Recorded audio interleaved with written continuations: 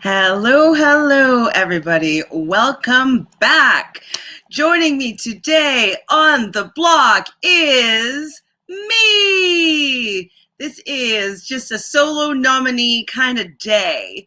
So I will be joining you on the block today to recap this episode of Big Brother Canada Season 9. I think we're on episode 18, which is pretty insane, but it's happy to know that it's moving along. Like, things are happening. It's not boring. It's not stagnant. I'm not really sure what's going to happen, which is really surprising because I'm usually like, I could really dictate like how things are going to maneuver. And so I'm pretty happy with what the season has in store for us so far and what's to possibly come down the road. So let's get into it. But if you haven't done so already, please do us a favor and subscribe to Reality Pop.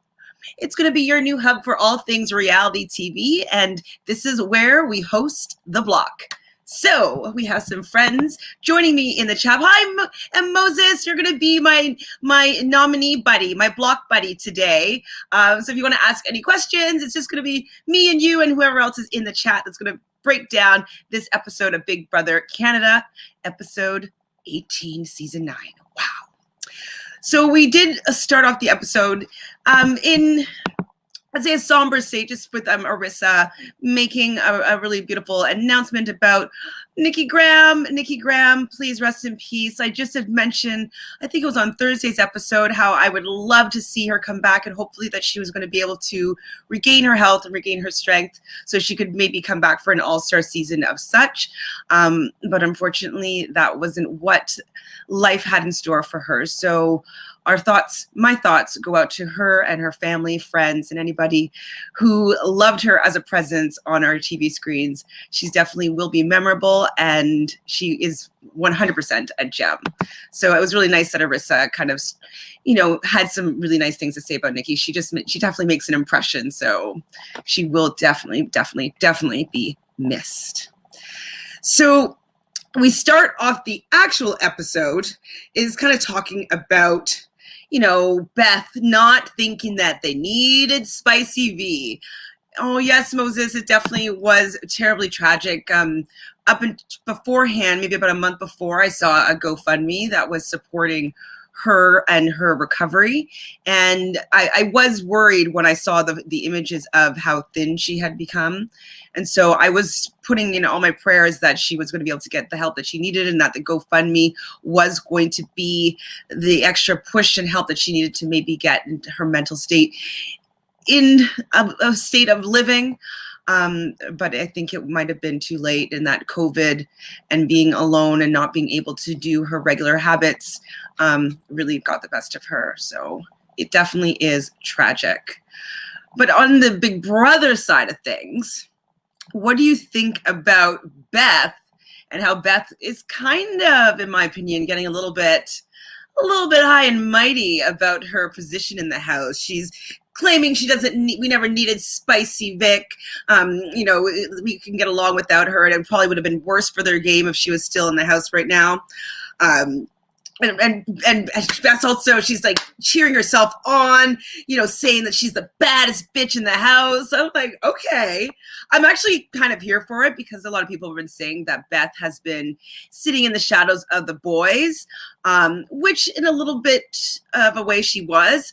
But now that she has her own HOH win, and she has seemed to be making moves for herself, it seems like maybe she stepped out of the shadows. And I think that she feels as though she could beat anyone. So she's really high on her own supplies. They talk about, so Beth, Jed, and Kiefer talking about how Kiefer is kind of a badass. He took out Kyle and he took out Rowan. Kiefer is another one, I'd have to say, that has been high on their own supply. It seems as though with every win and every time that they haven't gone home or been nominated, he has really kind of gotten, starting feeling himself, starting to feel like he's unbeatable, unstoppable, like this is his game to lose. And it's kind of like there's a lot of people still left in the house, Kiefer. Why would you be saying this in front of them? Why would you want to give anybody incentive to take you out? Because if you are 100% a lock to win, why would they want you there? So I think that he might be burying himself a little bit with his prideful speeches, we'll say. Kiefer, one thing though that I think that Kiefer is doing that is, I feel, is really beneficial to his game is that he talks about the group. So he's saying things like, we are the best alliance that ever was, that ever played this game, the four of us. So he's talking about himself, Beth, Jed, and Ty. And so that's kind of the Sunsetters, minus obviously LaToya and minus Tina, who hasn't really been an active participator of the Sunsetters. What was their alliance name again? They had an alliance name, maybe. Or maybe that was with Spicy. It was the Ghost Peppers. But I thought they might have had one as well. If they do, let me know. So what am I writing? What am I writing here?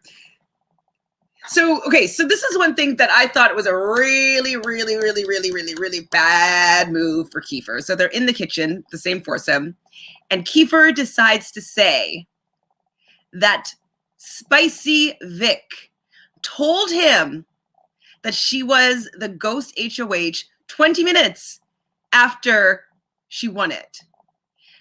And Kiefer is saying this, I feel, because he wants to, put in trust, build trust with them. He was saying that, he was the one that diverted Victoria from putting Jed and Ty on the block. That's was her original targets, and that he kind of pushed her away from those nominations. And yes, exactly. See, Moses is on the same page as me here. Keith should have been mute about that. Absolutely, because it looks as though you withheld information from your major alliance, and now that Spicy's not there, you could really easily just say whatever you want to say about the situation. So I think it would have been better for him to have not have said anything like that, because it just puts, I think, doubt in their alliance members' minds, and they don't necessarily want to believe that it was all in good intention. It's like, why are you telling us this now? I'd be like, you had so many opportunities to tell us this before when we were speculating about who it could be or whatnot. You had many chances that you could have come clean and then tell us, like, hey, this is what Victoria was planning on doing. Like, I'm gonna move her from that direction.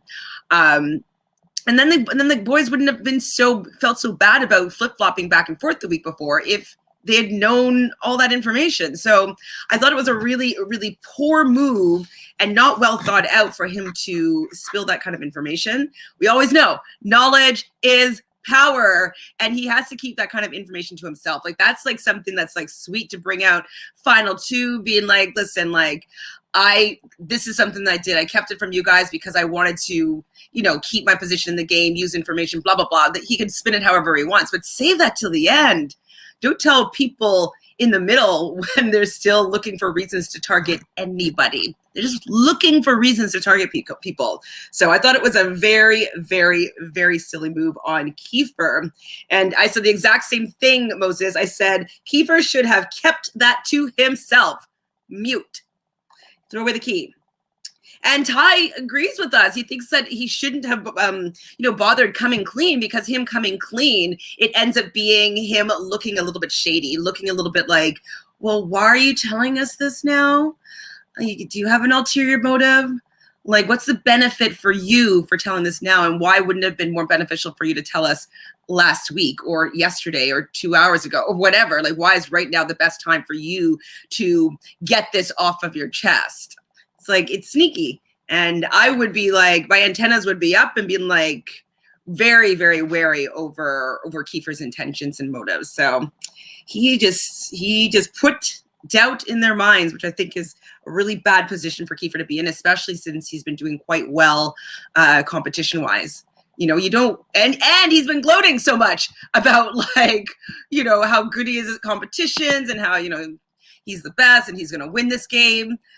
And people will just be like, I think it's time for you to go. So I don't know if he's going to be able to see what's happening down the road, but he should definitely have known that it wasn't a good idea to bring that up until the very end of the game. So Brayden, Tina, and Tara are talking about the trio and Kiefer. Well, the trio specifically. And they're saying that the trio each have one win between them, like one win each, and that they've never been on slop. And they're kind of boo-hooing themselves a little bit, like, we haven't won anything, we're always on slop, Braden's always second place or third place. Like, they're just kind of commiserating with each other, which I get it. You're in a house, you're gonna hang out with the people that you hang out, and if you're not on the winning side of things, it gets a little bit miserable. But I also am a believer that you need to change your own fate. You need to change your attitude about the situation. You need to not allow yourself to be dragged down by it, and use it as an opportunity to get empowered, because nobody really wants to be around somebody that's sulking, that's negative, that doesn't believe that good things are going to possibly happen for them. And so if that's the case, then people are more likely going to want to put you up. Like, I don't know. To me, she's just a very, I'm talking about Tara now specifically, but Tara, I think, is a very bad game player, this particular game, because she doesn't seem to know how to turn on the charm, turn on, exactly. It's Tara's energy. It's not pleasant. It's not someone I want to play with. Like, I wouldn't want to play cards with her, because it seems like if she got a bad hand, she would like mope and throw the cards down, be like, I don't want to play. So I don't know, her attitude is just not fun for me to watch. I like her a little bit more than I have in the past few weeks, but she, in my opinion, can go next. That would be my ideal version of this game. So we are at the final 7 halfway dinner, and they have this sappy music playing, and they're sitting on like one end of the table, and the table looks kind of small, but I wish they did the round table and made it smaller like they did on Big Brother US. I don't know if they make it such a big deal about it now, but I remember back in the day, they used to always shrink the table and then shrink it again to the final 4, and it was always so like, oh my God, like it shows how much time has passed by how big the table is. So I really wish that they had done something like that, but you could kind of see that progression with only having half of the long table being occupied by people. So yeah, they're at the halfway point, and that is a really big accomplishment. There's only 14 people to start, yes, but like some big players have gone out already. We had, I'd say the first big player was Latoya. She was somebody that a lot of people were hoping were going to do well and hoping was going to win. Then there was, even Kyle was a big player. Austin was a big player. So these were all like people that could, and Rohan. So they're all contenders to win, and Victoria, obviously. And so it would be a pretty big accomplishment to be sitting there with these 6 other people and have made it at least to the halfway point. So kudos to everyone that is still in the house. So we see Beth talking to the cameras inside of the storage room, and she's definitely feeling herself. She's kind of bigging herself up and saying, like, Kiefer is the move. Kiefer is the move here. This is what's got to happen. He's the one that's in front of her that is going to stop her from winning this game. And so Beth is saying that Kiefer is the person to take out in this position. And I don't want Kiefer to lose per se. I don't necessarily like the attitude that he's having with like not realizing that people might be annoyed and put off by him gloating so much about his competition prowess. But I have stocks with him at the RHEP Reality Stock Watch. And so I have a lot of stocks in Kiefer, so I don't want him to go up for that reason. And I also want them to have some sort of opposition. So it would, like, we want to see them turn on each other, but I just don't want them to turn on Kiefer first because then the 3 of them are going to have the numbers, and then they're really going to be able to steamroll. And so I want them to have some opposition, even though I really like them. I really like actually all 4 of them. So I'm just kind of nitpicking here. So with Beth talking to the cameras, she did 1 push-up. Did anybody notice? Like, did she do more and they cut it? Or like, did she literally just did 1, let's pump me up, pump up, push up. And like, yeah, she's ready to go in. Like, how guys, like, they like to go and get swole by doing some push-ups before they were going to go and show off the body. Is that what she's doing? Like, to get swole before the competition. I thought it was pretty funny because she's not really a push-up type gal, in my opinion. She did more? You think so? Did you watch on the feeds, Moses? I just was like, you just see her doing one. Like, why would the editors do that to her? Like, maybe she did more, but I feel like wouldn't they have shown like two or like coming down from one if she was did more than just one push-up? But hilarious. Hilarious, the editors. So we see Tara having a moment to herself. Yeah. Oh, yeah, you did? Okay, fine. What did you do? 3? Just kidding. I can't really do push-ups. I can do ladies style push-ups or modified push-ups where you're on your knees and your legs crossed and I can do those, but I've never really been good at push-ups. I've kind of wanted to build my upper body strength because I've always been a dancer. So my legs and my core is really strong, but I could never like do any ropes or pull myself up or anything. So I've been interested in maybe learning how to do pole because there's this one ballet dancer, I believe her name was Eliana Girard or something with a G, I believe. She was on So You Think You Can Dance, and she was a ballet dancer on that show, but then she also did like ballet pole dancing, and like it was the coolest, amazing, like most impressive version of pole / ballet. And so that's something that I would love to be able to do. So just so you know, I might install a pole. If I'm gonna be at home for another 6 months, I might as well learn how to pole dance. She did a few? Okay, Moses. Are you a Beth stan? / I like Beth. I'm not even mad at her. I think it just was funny. I think it was funny. So Tara's sitting down on her yoga mat and she's kind of having a moment. I believe today is the anniversary of the passing of her brother. I believe it's been 14 years. And so she really wanted to be the head of household for this particular week, just because then her family would be able to see that she was head of household and she'd be able to have video messages from them on like an important day for them. So I do feel for anybody that's going to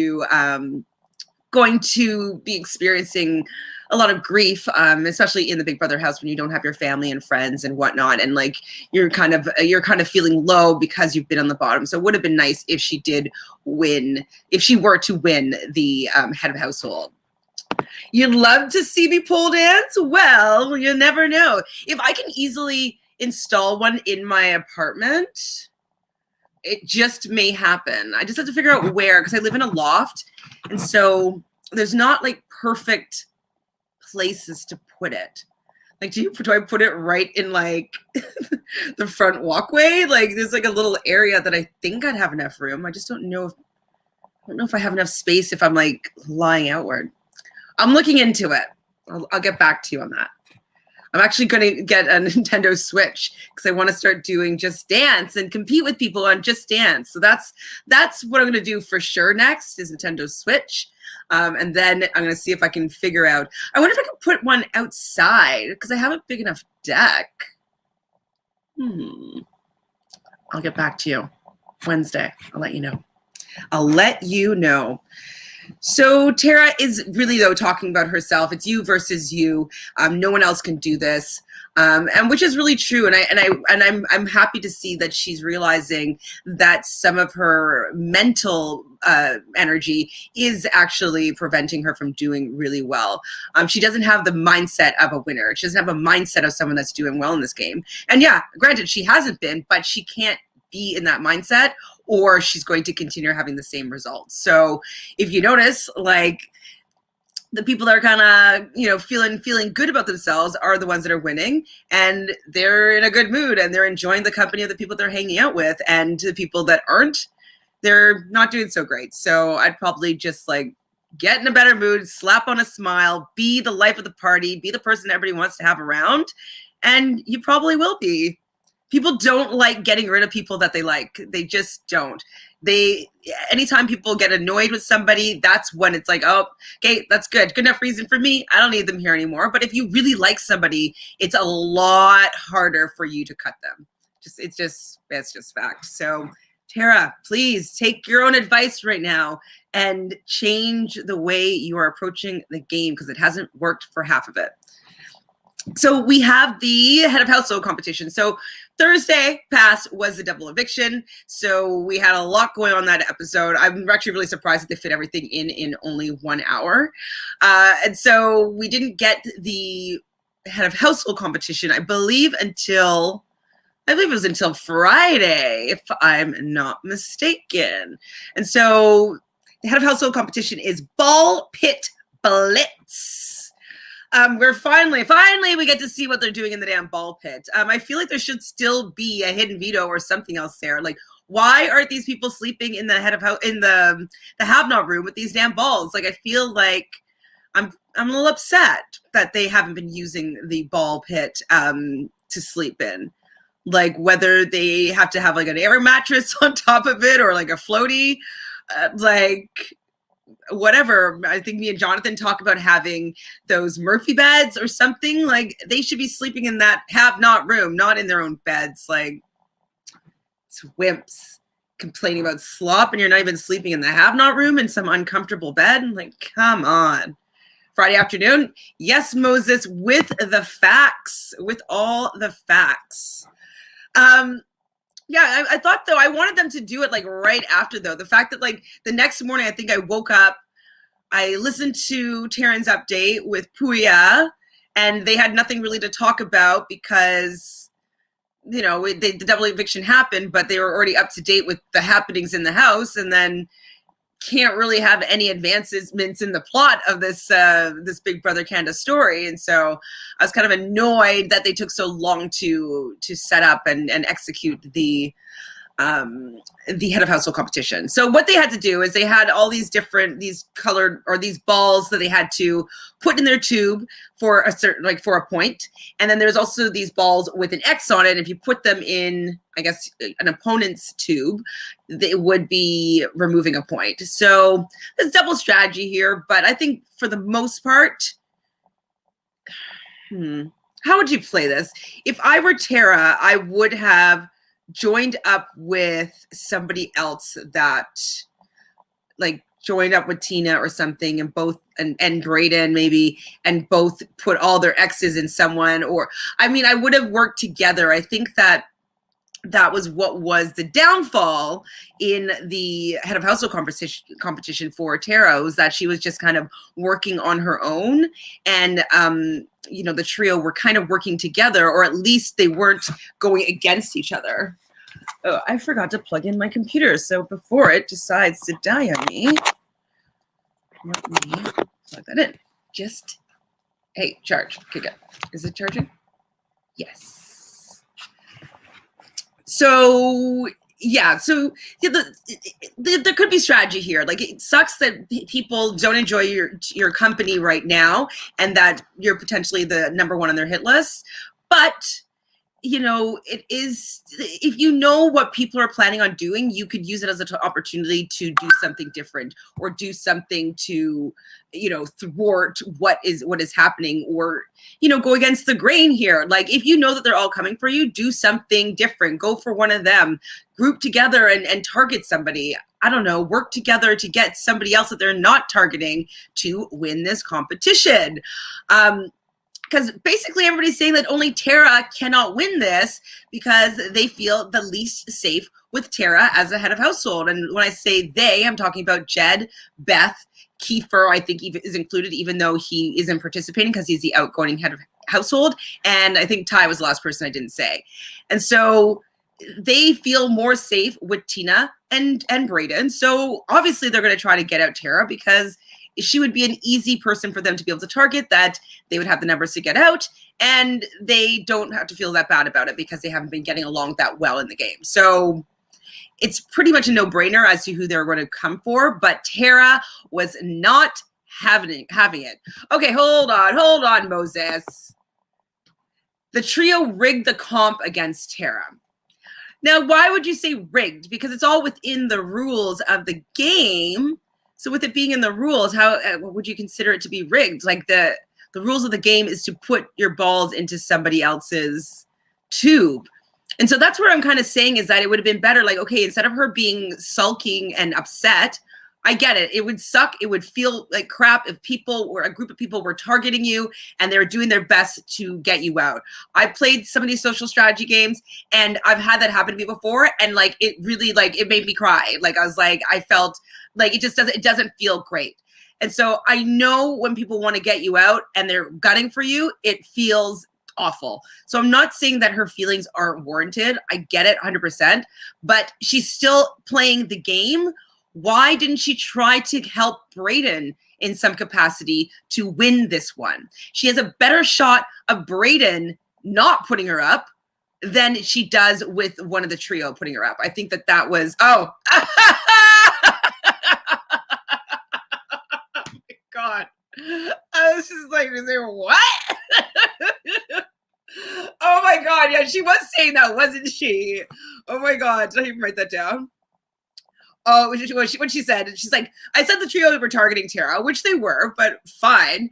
But it's like, oh, pretty hard when it's 5 against 1. You're all a bunch of cowards. They're calling them cowards. No, I don't think it's cowardice because it's all within the rules of the game. Like, the game is to put things in your opponent's cylinder. And so if people have the same targets, it just so happens that targets you, Tara. So I think that she should have been smart. Her and Tina, who was playing, who they should be putting all their X's. They should only do X's in Jed and Ty's, and even Beth's maybe. Actually, I'd probably just go all Jed and maybe a few in Ty, because Brayden was second. We didn't hear what number that he ended up getting, but Brayden was really close to winning that one. And yeah, Tara thinks it was 5 against 1, but Brayden may be a little bit more malleable if you have a good chat with him, just because he's pretty logical and he could see that the trio is running things. And if he had power, he's been saying it for the last few weeks when he was scheming with Bro, that he needs to take a shot at them. And so he could be easily convinced to do that, especially with it being the move. It is the move. If he's the head of household, he has to take a shot at the trio. He might not want to do Beth and Ty because he's, gotten this relationship with them now and like he likes them a lot. But if he wants to win, that's probably a move that he would have to make, and he would get the support of all those people in the jury. So she should have been thinking a little bit more tactically and as opposed to emotionally. Hi, BB, you're on the block with me. You and Moses. It's 3 of us on the block together. So BB says, Tara's frustration reminds me of frustration of past POCs like her, including David, Obi, Davon, Bailey, Kemi, Swaggy, Dominique, Ramses, Amber. Who's Amber? Oh, Amber season 1? Jacosta, etc., who never had a chance. Do you know what? That is really interesting. That is really, really interesting because she probably never really has that many opportunities where she feels like maybe the outsider or like doesn't feel like she fits in, or being frustrated that she can't do anything to steer her fate. So do you know what? You are really onto something here that I didn't really pinpoint. Hi, Brianna. How are you? Did you enjoy the episode? What are you thinking? You're so cute with your little nerdy glasses. Thanks for joining me on the block today on my solo block vision. Yes, good point, Moses. Bean from Moses. So yes, I agree with you 100% though, Bean, that it is something that all POCs have to kind of deal with without it looking as though they are getting defensive over something or calling the race card or whatnot. I've definitely played games before, and I'm always expecting that I will go out first, especially if there's nobody else of color playing these games. And so the fact that there's so much diversity and maybe her background is in the minority, she is feeling a little bit of the kind of prejudice or just like how people that aren't like the majority are treated. So you are onto something. 100%. What else happened though? So basically we learn that, okay, I can tell you all the scores. So Tara only ended up, after all the X's deducted from the balls that she actually did get, and they had to run back and forth. So it actually was a big physical competition. most likely Jed and Ty were going to do really well. I think that Brayden did well because nobody was getting in his way, nobody was blocking him, and so he was able to just like go freely. And he seems like he's tall, so he probably has some long strides, so he can, he doesn't have to run as many steps to go back and forth.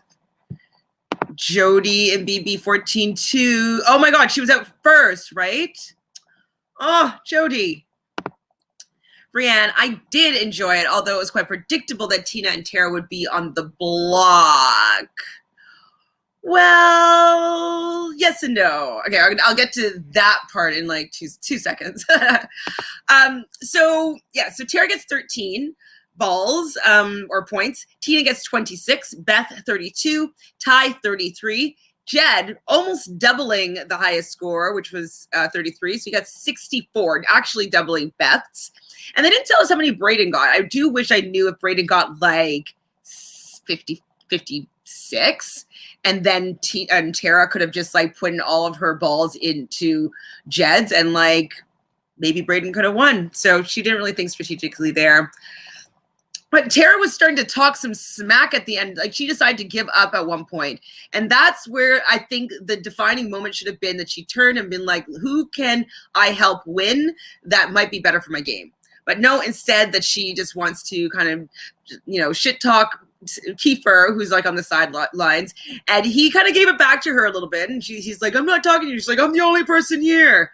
And then even to Jed directly kind of chirping and being like, I'm going to vote for you. If you're in the end, you're the best player here. You're the best player. So they're going to let you get to the end. Then I'm voting for you. I'm voting for you. And it's kind of like, well, if Jed is most likely going to win, can you choose a better tactic here, Tara? Like, come on, girl. Come on, girl. So Jed is declared the winner. Tara storms off, pouting, not happy with this result at all. We see the Isosceles triangle. Shortened nickname is the sauce. I'm not gonna lie, it's good. I know we didn't really love Isosceles triangle, but the short form being the sauce, I'm into it. It is what it is. It's good, in my opinion. It's good. You see Jed and Beth celebrating in the storage room, and they're kind of being a little bit coupley, and then Ty walks in, and like you see Beth like jumps over and gives Ty a hug. I think it was just like not to look awkward by like kind of not bed hopping, but she kind of was originally more interested in Ty, and then now she's into Jed, but I think that she just didn't want to be awkward and weird, but I think it was more awkward and weird that she gave him this big hug, but whatever. Yeah, Tara did lose it, B-Bean. It's just so silly. Ooh, whoa. Tara's more annoying than Kira. BBCan9. Why? What's wrong with Kira? I didn't know. Did they annoy me? I think they annoyed me actually, but I don't remember. Maybe I blocked it out. I don't remember much of season 7. It could be because I didn't enjoy that season. I'm not sure. I remember when I was mad, I think, at Kira for not using the blood veto. Is that what happened? And I was just like, bleh. So annoying. Tara could not contain herself. The game is hard, and I get it. It's a pressure cooker, 100%. Being there with people that are 10, 15 years younger than you, that like you're not in their clique and they're winning everything and you always are feeling like you're in the hot seat. Get it. People ganging up on you. Get it. Get all of it, but she's still playing a game for $100,000. Like she needs to rein it in and figure out a new plan of attack. She needs a new plan, and because the way that she's been playing for these last 5, 6 weeks, 7 weeks is not a winning game, and so stop it, Tara. Stop it. So Jed goes to talk to Tara in the Expedia room, and he's kind of, explaining how he's feeling, and she's kind of giving her perspective on how the game's going and how she does think that he's a really strong player here, and that she really wanted to work with him in the beginning. And he said, I really wanted to work with you too. And I believe that. I don't think that anybody in the beginning of the game was really... no, I'm not going to work with that person, but I'm going to come back again. I think it was the team twist thing that didn't allow people to make some bonds. So because the Destiny's team, like I know that Jed was not on Destiny, so he was on the Defenders team. So for 2 weeks, he was having to, like, you know, he had to try to stay in to win. Like, he needed to make some allies and some bonds to stay in. And I think because Team Destiny, they were able to be a little bit more complacent, a little bit to be a little more lazy. They just had to decide on who they didn't want to be there anymore, but they didn't have to fight for their position in the game.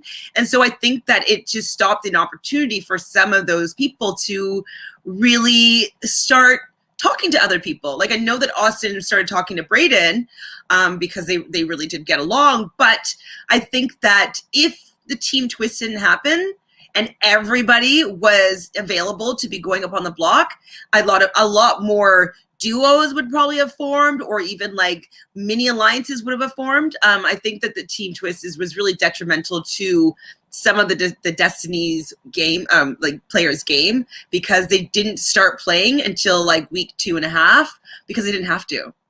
They did not have to. And so I think that that's why she didn't really have an opportunity to get in with Jed, because Jed was looking for people to help him out. And she was kind of just hanging out by herself and complaining to LaToya about like feeling like an outsider. And if she needed to be fighting for her life to be there, she would have probably been making more of an effort to get to know other people. Just saying. So Moses says, I think that she's been salty at Jed since he allegedly said she looked like a 13-year-old boy. Oh, no. I mean, she is quite petite. I think she's only 5 feet tall. And I think that she's not his vibe. I didn't hear him say that. When did he say that, Moses? I didn't hear that. I mean, I would be a little bit annoyed by that, but then I probably would be using that as an opportunity just to like tease, and like she could do some harmless flirting, a little harmless flirting, or like just be likable or silly. She's just not fun. I mean, I didn't hear it. But like, I don't know, you're 38. Haven't you been called worse? I've been called worse.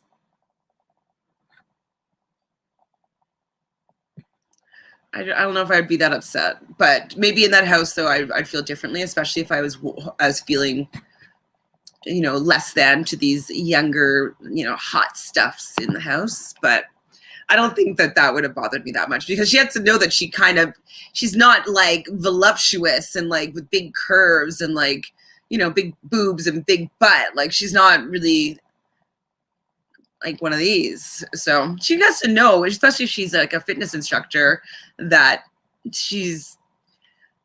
has a very nice body, but she's not like super voluptuous and like Marilyn Monroe sex goddess, you know?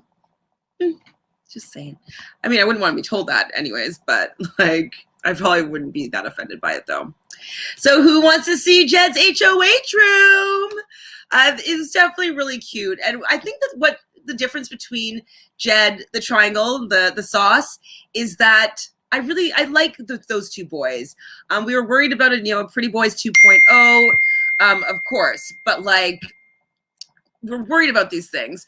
But I think that the difference is that they're just so nice and likable, and they're cute, and I don't know. I think that that's why I'm not mad at them for doing well.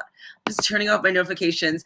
I've had a whole day today where like I had to like wipe all my computers and my phones and like re-upload all my programs and wiped it clean, factory reset. So I've had a day, and I'm sorry I didn't realize that when I re-uploaded my computer, I didn't turn off all my notifications for everybody because my iMessages aren't saved anymore. Anyways, just a little rant. There is a 25-minute clip of her venting about it to Ty. Why would you be doing it to Ty, though? Like, oh, Tara. Because Ty, I mean, I don't know if Ty's going to say anything to Jed, but most likely, be like, hey, man, Tara's really upset with you for what you said. Like, okay, well, I'm going to get her out then. Jed is 25. He should know better. Okay, but like, How was he saying it? Like, just be like, oh, I'm not really attracted to her. She's like a 13-year-old boy. Like, was it like that? Or was it like he was trying to be mean? Like, he just, both him and Ty, that's why I don't mind them. Is like, I don't find them to be mean in anything that they say. I don't find them offensive. I was talking about this with my mom, and she's like, yeah, they're just such nice boys. And I do feel like they're nice. So I haven't seen it, so I might change my tune if I saw it and be like, okay, maybe he didn't have enough, like, respect for her and he could have said something nice. But as of right now, I don't think it's that bad. I'm sorry. Is that bad? I don't think it's that bad. We see the little blanket from Jed's little sister.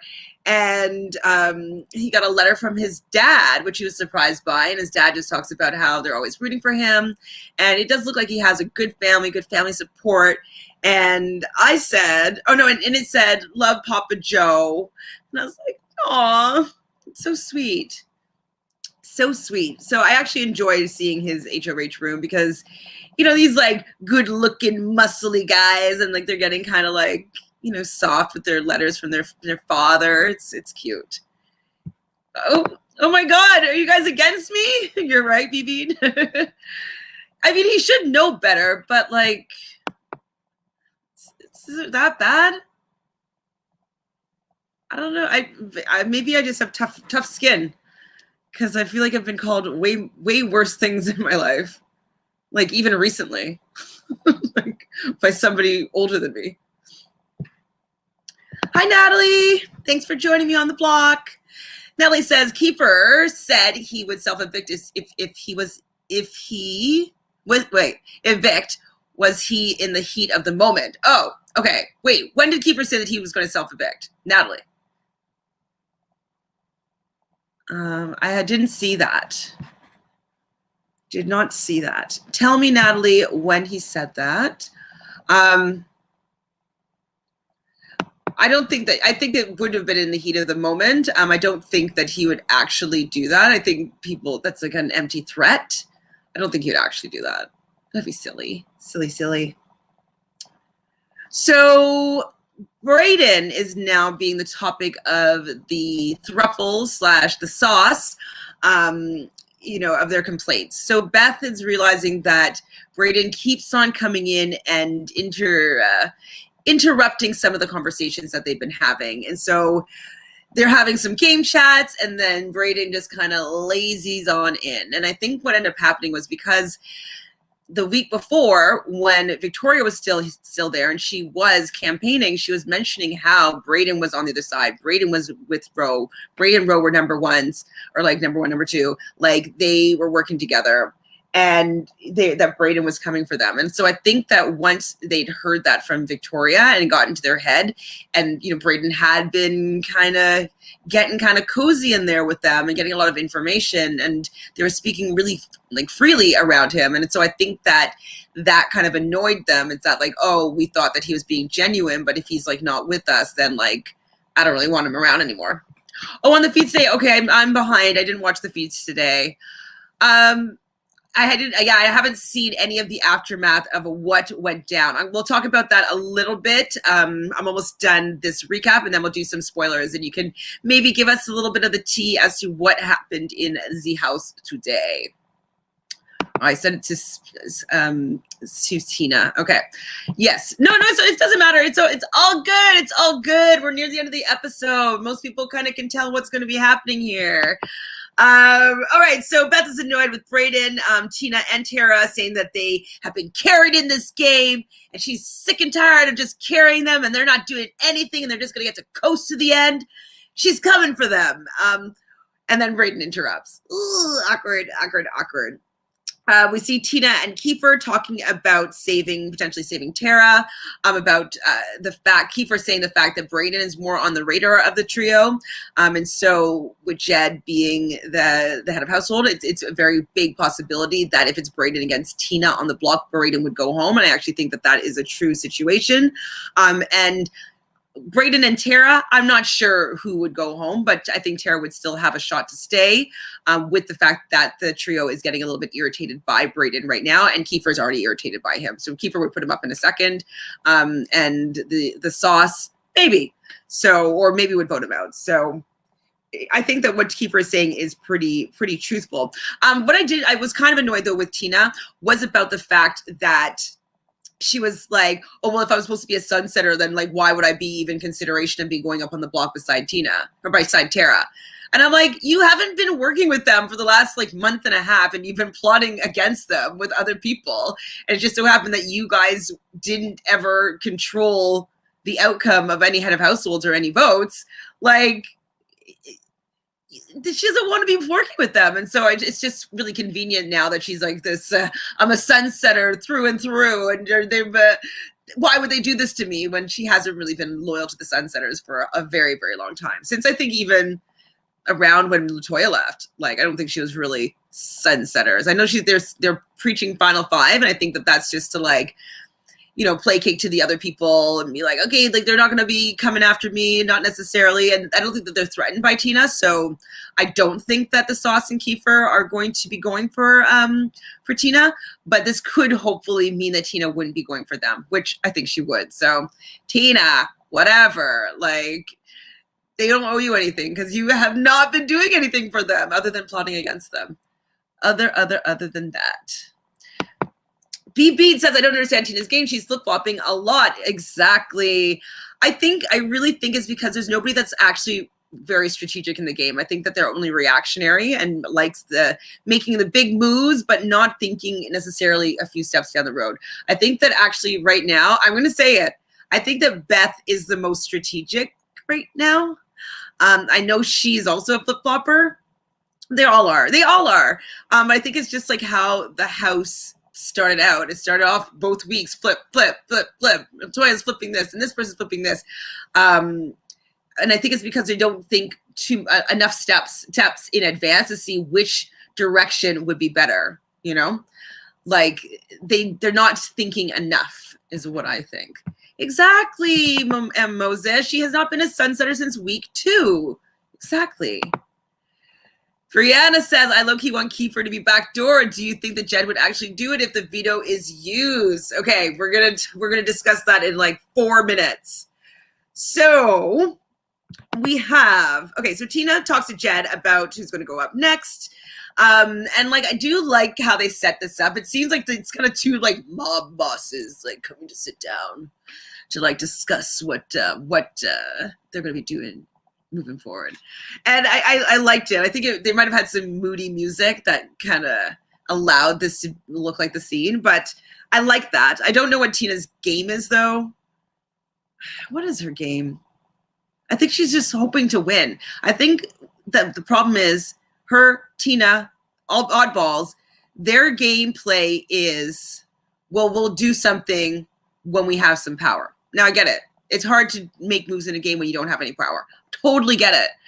But like, you could still do things. You could still set yourself up. You could still not be the one that people come for. You still could have influence on people's nominations.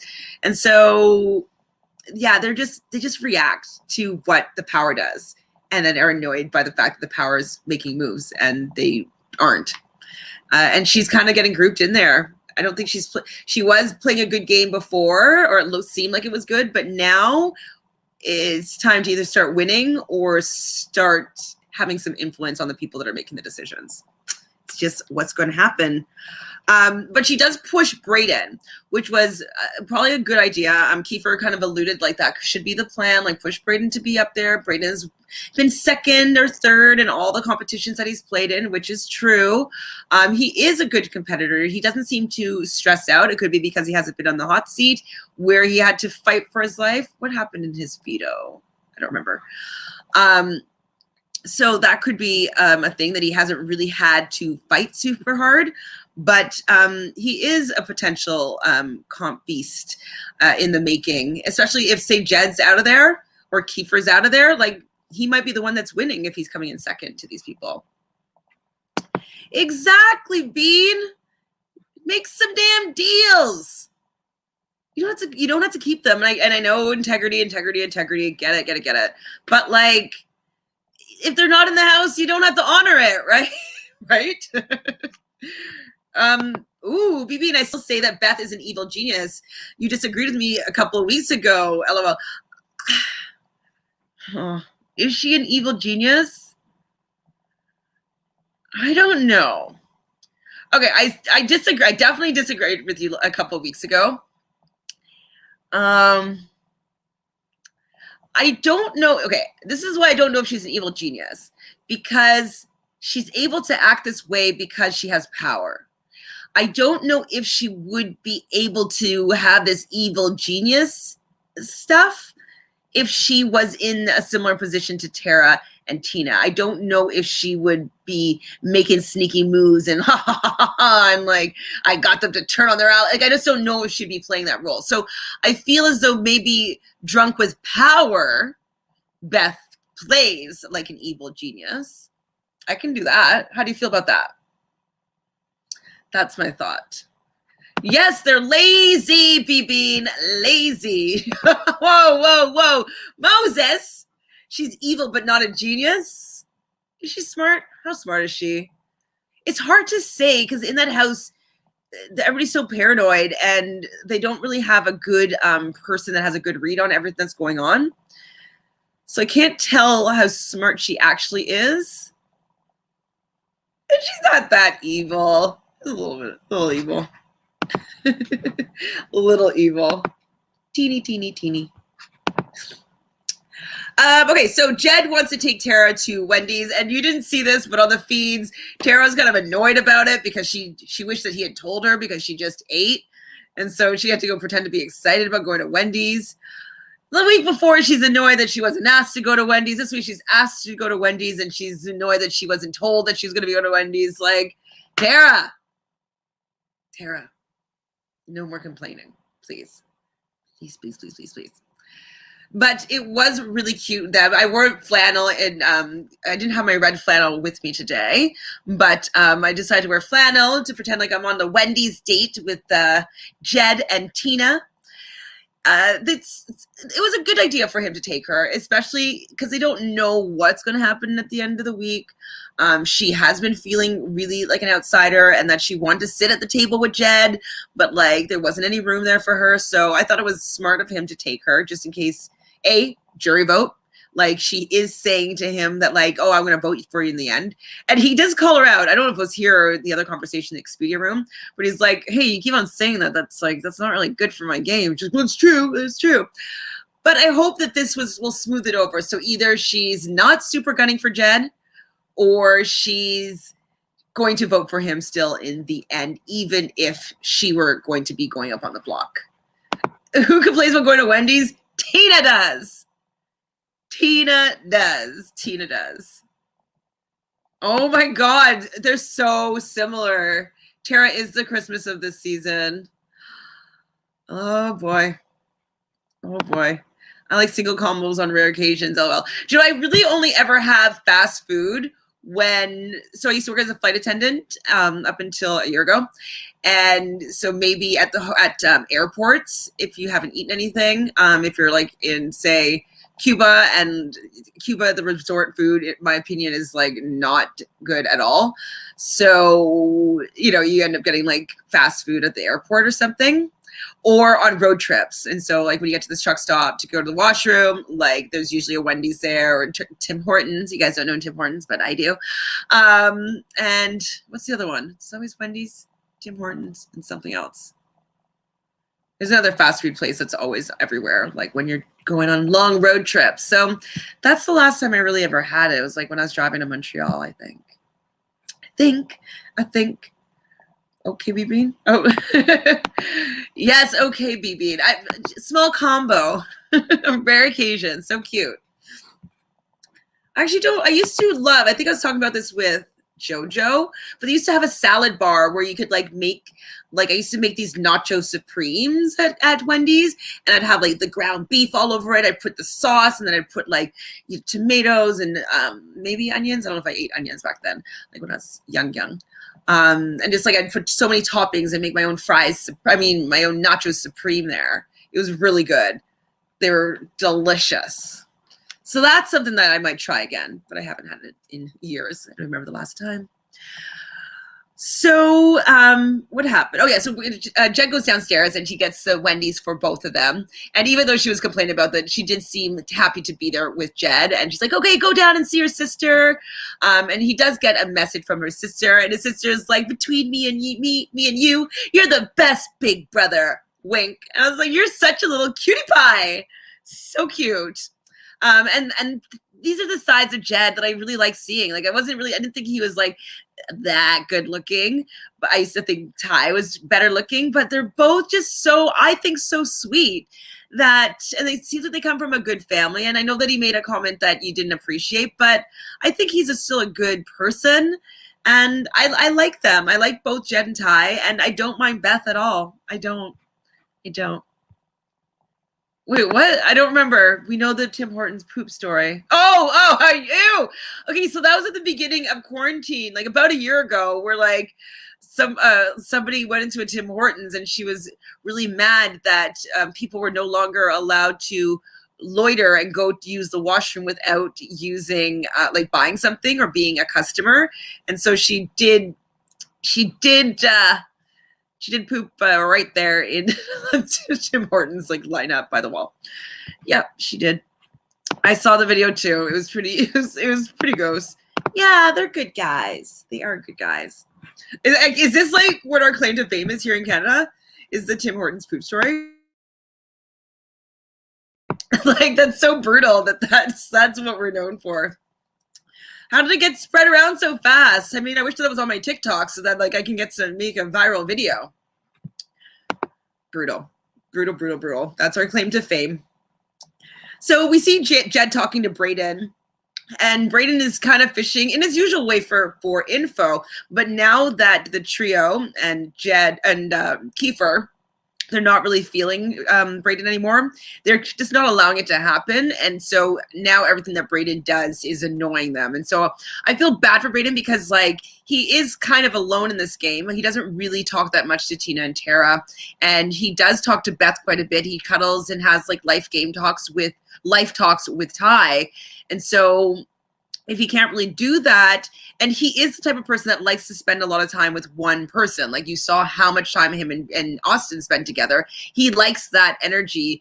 And so he's seemingly not the type of person that would just spend a whole bunch of time by himself. So I wish that they were looking at it in that perspective as well, as that he's a person that likes hanging around one-on-one or two-on-one or in a group. Like he likes being around people. So just be a little bit nicer to poor little Bray. But the fact that they're starting to notice that he shows up whenever they're having game talks, I can see it being annoying, but there's not a lot of people in the house. He doesn't have anybody to talk to. I feel bad. Stop it, BB. No, I can't believe that's what we're famous for. Like anything else? What's the second thing that Canadians are famous for? Me. So Jed and Beth do talk about Tina and Tara, but they think that it could be a good opportunity, low-key, to get Kiefer out. And so they are like, Beth is bringing this up, and this could be a possibility, and trying to get like it just in the minds of Jed. So maybe this is her evil mastermind coming to a head here, persuading the guys to do what's best for their game. I do think though that Kiefer would more likely go after Beth before he would go after the boys. And so it is a better decision, I think, for her to want to have Kiefer out more soon, because Kiefer would probably take her out if he got the chance. And Kiefer is good at winning these comps. He has been studying. He was perfect in the head of household competition during the double eviction.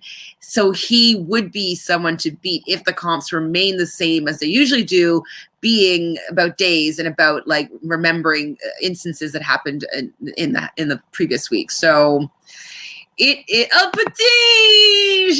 Poutine. J'habitais à Montréal pour 8 ans et j'ai beaucoup de poutine. J'ai eu beaucoup de poutine. I do love it. I mean, not gonna lie, I do like all the Canadian tropes. I always have maple syrup in the house, 100%. I did just say house. I like puts in. What else is Canadian? I have played ice hockey. Yeah, everything Canadian though. I'm usually like, yep, that's me. I don't care for Tim Hortons, but it's something that I have often. I don't know. Test me. And Moses, hockey, and you can't do that on television. Best kids program ever. And Canada's claim to fame. Okay, yes, you can't do that on television. I definitely watched that. Alanis Morissette was a contestant on that show. And back in the day, Alanis Morissette's father was my dad's lawyer. So random, I know. So random. Family friend is Alyssa the Morissettes. If that's his last name, I'm not sure. I don't know. I never met the guy personally. I thought that was funny. Oh, and speaking of which, I did meet LaToya's ex on the weekend because it's my niece and nephew's birthday today, and we had a birthday party, small gathering. And so I met my brother's girlfriend's brother, who's the ex. So now I can legitimately say, because we did talk about her a little bit, nothing that I can share, but now I can officially say that I'm once removed from Miss LaToya. So I'm going to see if I can maybe get her to come and talk here. Yeah. Okay, so BB says, Kiefer has proven that you can be successful in the game without being an athlete. Tara thinks you have to be an athlete. Yeah, Tara isn't a good game player. Well, Big Brother. That's just it. So it's nomination time, and Jed feels as though Tara is emotional and is coming for him and the people that he's working with. True. And she didn't even deny it. Like when they had a talk in the Expedia room, she says like, yeah, like I would have put up you and Ty. Like, just don't say that. Like, especially when you could potentially keep yourself off the block.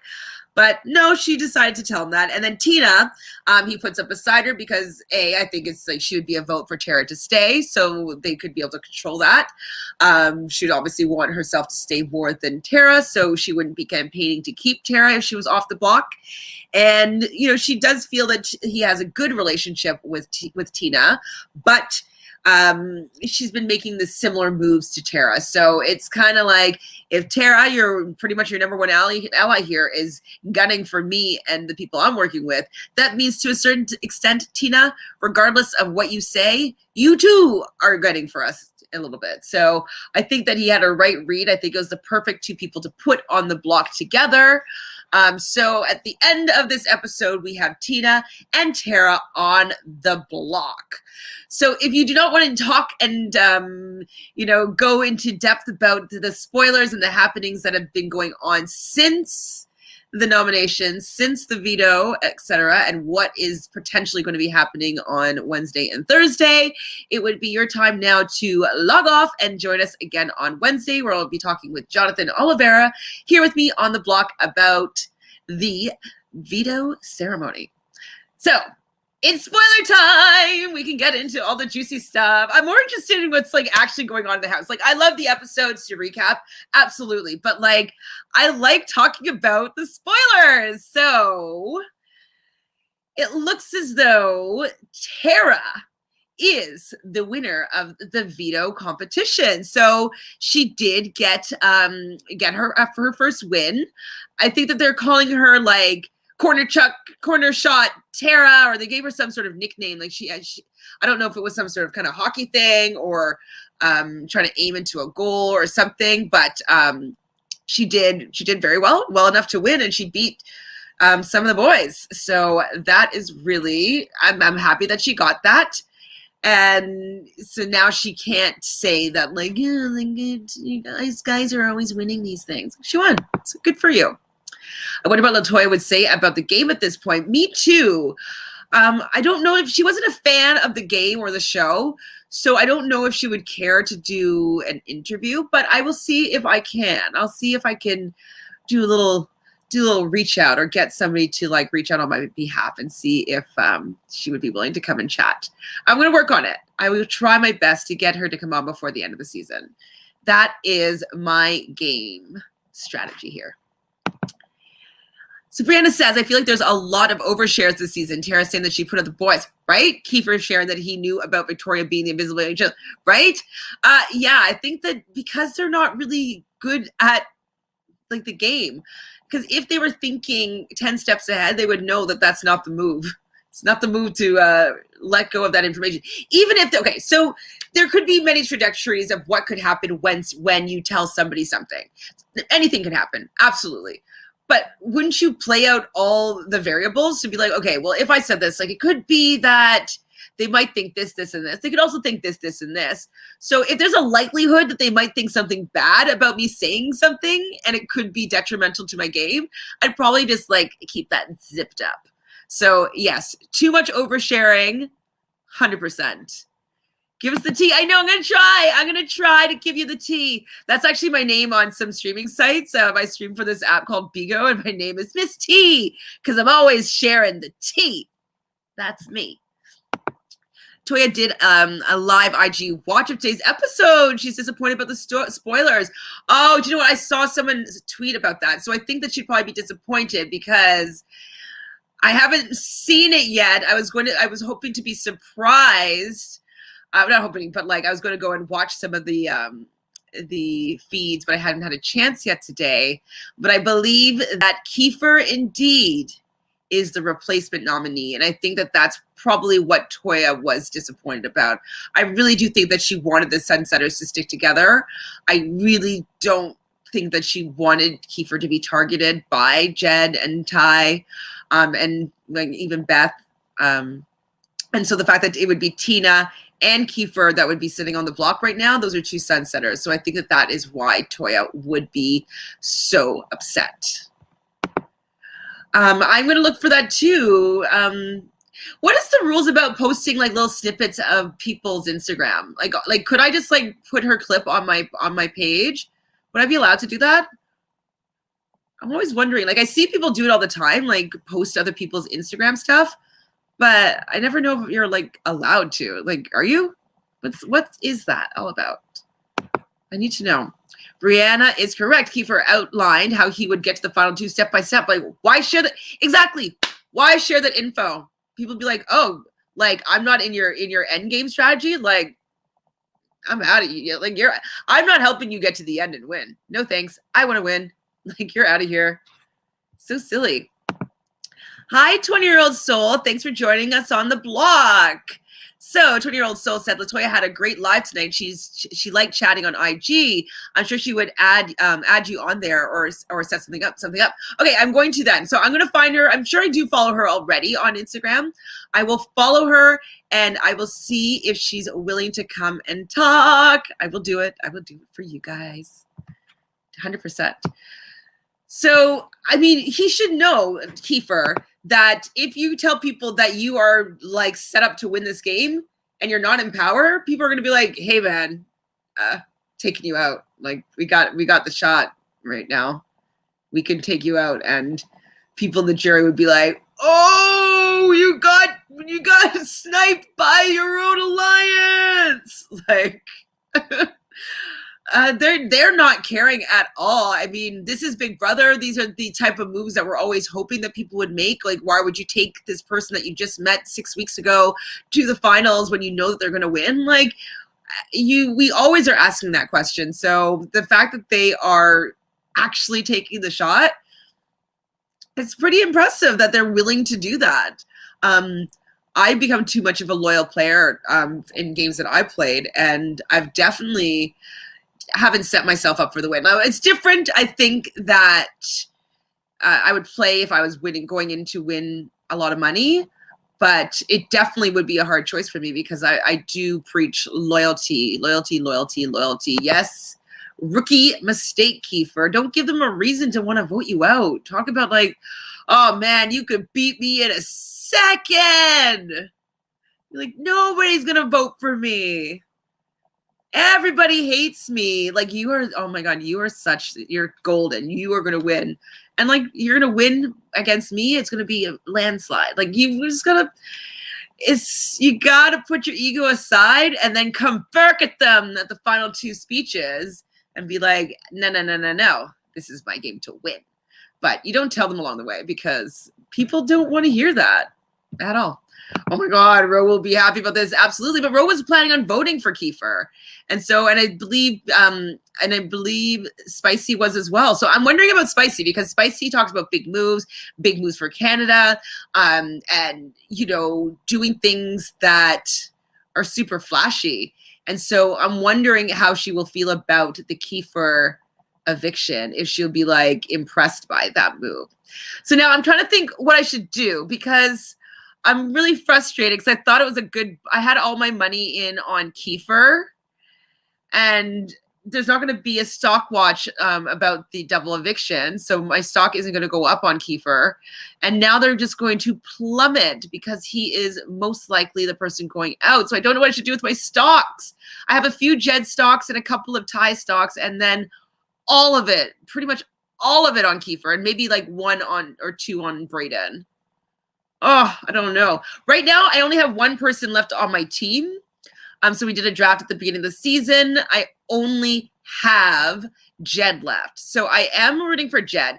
I do think Jed is in a pretty decent position. I think the people that might take out Jed, I don't know if they can beat him in any of these competitions. Like Kiefer going out is really good for their game because he's good at these competitions. And if he's gone, they're going to be good too now.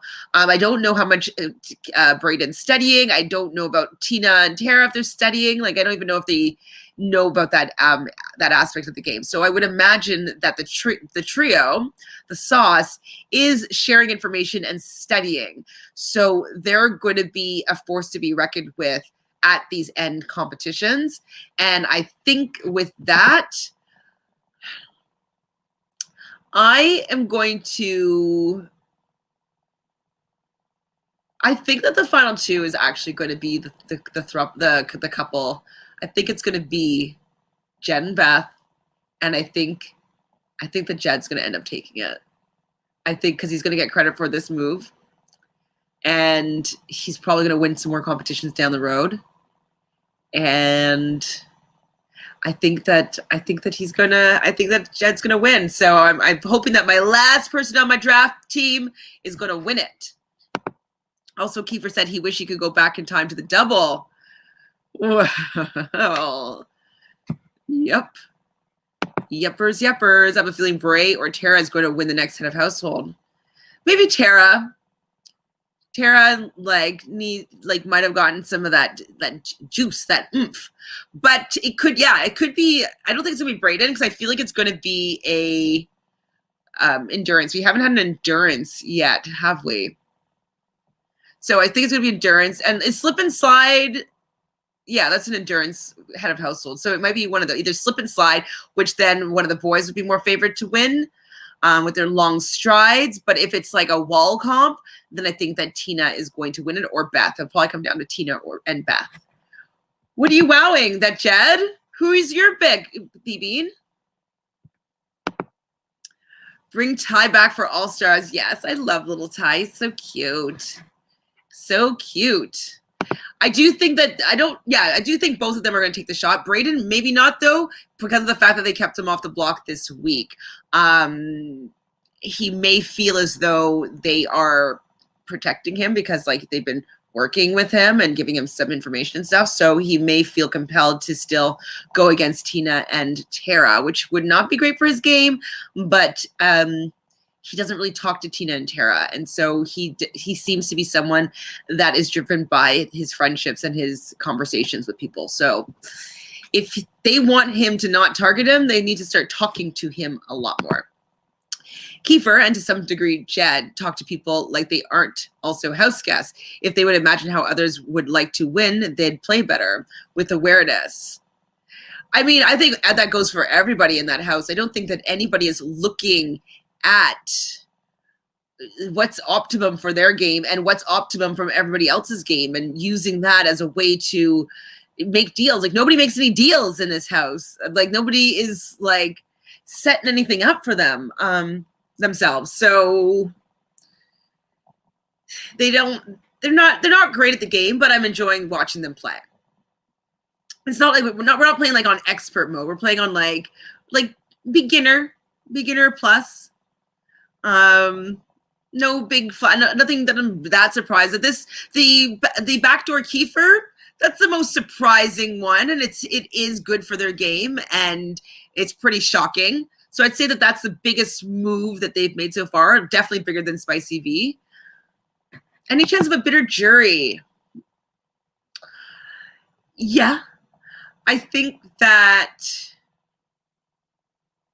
if the throuple is the final three, I think everybody will be pissed, super pissed, because they'll be like, we just let him get there. Like, it's all your fault, Keeper. It's all your fault for doing this. It's all your fault.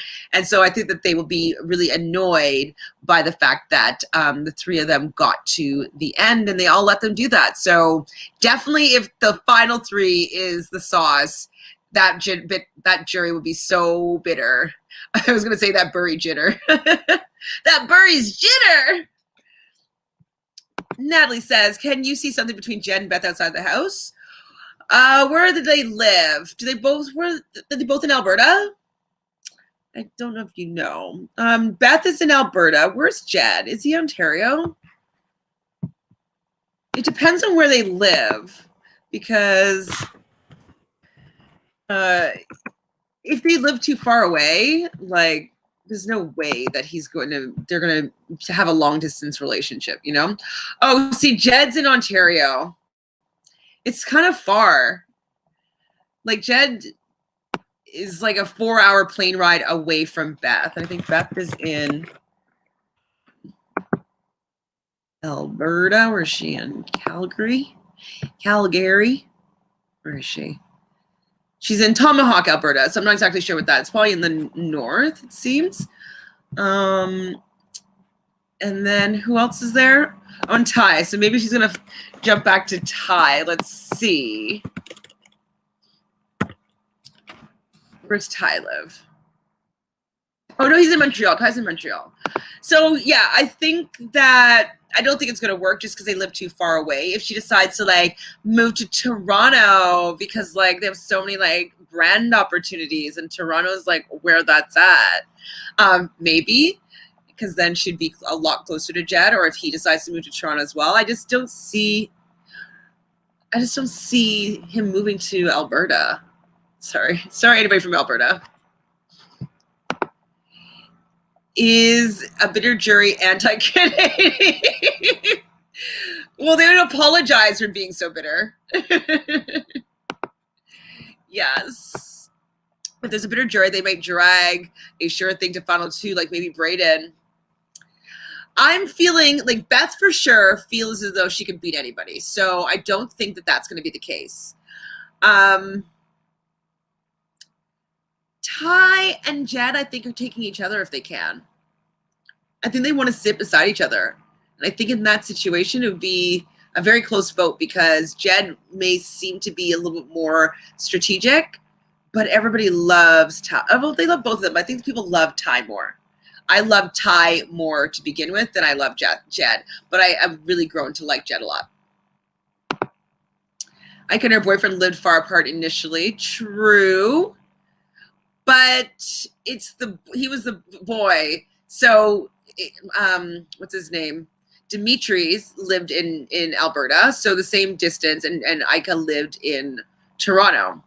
And so they were doing long distance for a long time, doing their like Netflix Zoom dates kind of thing. And they really enjoyed each other. And eventually he moved. Now he's also a real estate agent. So like he's able to kind of still work in Toronto pretty easily. I think Beth is a social worker or something in that field. So she could potentially leave, but it seems to me as though she's a very family-oriented person. And I don't see her leaving to move to Toronto. And I just don't see him moving to Alberta. But I could be wrong. If they did decide to stay together, I would really like that. He did drop the L-bomb last week. If that was real, then yeah, they're going to figure it out and make it work then. Jed's mom and sister were on the Toyas Live, Austin and Josh too, and they're upset with Beth. They will definitely talk to Jed about what he missed. Oh boy, I'm going to go find that. I'm so excited. Yes, I'm finding that, and then I'm going to like try to troll all the time so like I can like become friends with LaToya, and then she can just come on and hang out. We can do like LaToya and me on the block. That'd be fun. Try to do it. How do you think, who do you think is most likely to move to LA? With the borders closed right now, I'd say nobody, but maybe Victoria. Who, like, Tina Tara, no. Braden, I can see Braden and Austin maybe doing that move. But they're both kind of young. Did anybody from Big Brother Canada move to LA? I don't know if this show is the one that's like that people do that for. I don't know. That is good tea, 20-year-years old. That is good tea. Like, I'm so excited to have something to go and look up now. Wowzas is right, BBCan. Hi, Dazan. So Beth, you think is the most likely to move to LA. Well, what is she going to be doing there? Well, maybe Jen and Ty have been talking about hosting and like doing stuff like that. And I do think that they're quite engaging. And I think people would like to see them like talk about, I don't know, sports or, you know, host some segments of TV shows. So maybe, but I haven't really seen any Big Brother Canada contestants that have translated over into the American audience. It doesn't seem like there's enough Americans that care about us. Like, if we're not on Schitt's Creek, we're nothing. It's just how it is. Do you guys have any more tea before we shut her down? It's been really great hanging out with you guys. So thank you to Zahn, BBCan, Natalie, 20-year-old soul, M. Moses. Did I say BBCan if I didn't? BBCan. Brianna. I think I got everybody. And I know, Dolores, you're going to watch later on. So thanks for being here with us. Honestly, you guys make doing these solo, you know, episodes on the block, make them so much fun. I actually really, they're fun still. Totally love it with you guys. The next Survivor season is going to be shorter. I saw that, Natalie, and I actually don't like it. I don't. I like the 39 days, one survivor. Like I like the lore of that. I like the format of that. I don't want them to change it. I get it. They don't want people to be quarantining for longer, and like, you know, they're shooting during a pandemic, so they're making sort of changes or whatnot. I just make it 2 less people. Like, make it 18 or 16 instead of 20, and like keep it the same or something. I don't know. I don't like it being shorter than 39 days. I don't know. I don't like it. What do you think, Natalie? And did you hear about the Challenge 37 cast? I heard that Jay's not going to be on it, which is annoying. I heard that there's a lot of Survivor people. So 2 Michelles. Natalie's going to be back, apparently, even though it looks like she's still working out at the gym, but maybe she has like some posts that are like on Hootsuite or something. Fessy, blah. Josh, blah. Casey, blah. A few people from Love Island, blah, blah, blah. You're welcome, BBCan. Thank you for joining me on the block. It's awesome because of you guys. Thank you so much, M. Moses. Thank you, BBCan. I didn't even realize I sang. Thank you. I was in the choir. I like singing. I do. So yes, please, if you haven't done so already, do us a big fat favor and subscribe right over there to Reality Pop. It's going to be your new hub for all things reality television. And I said it before, but I'll say it again. Joining me on the block on Wednesday will be Mr. Jonathan Oliveira, where we'll be talking about the veto and the veto ceremony. So thanks again for joining us, and we'll see you soon. Bye-bye.